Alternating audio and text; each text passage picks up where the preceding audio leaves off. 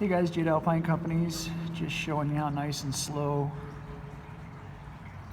I inject these ports, doing some epoxy injection.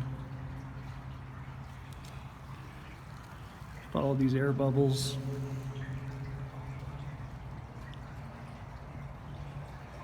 Each port can take anywhere from a minute to 30 minutes to inject.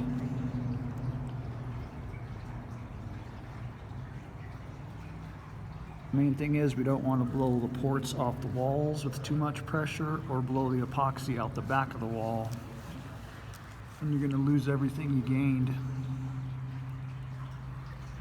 You can follow this project on my website, www.alpinecompanies.com. Click on my YouTube link, follow this project as well as 2,000 others. Thanks for watching, Jade Alpine.